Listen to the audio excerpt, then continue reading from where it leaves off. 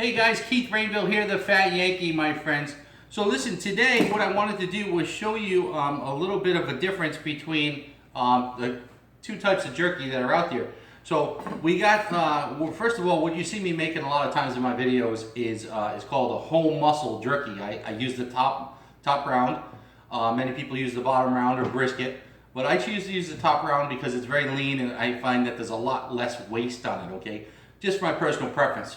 So today what we got here is some ground beef, 90% lean, and this is what's called fragmented jerky, okay? So we got whole muscle, which is a piece of meat, and we got fragmented, which is ground meat, okay? And you want it to be very lean, 90% lean should be where you're at, okay? So now, a lot of times if you're making jerky on a big scale, you can actually take these scraps and make fragmented jerky.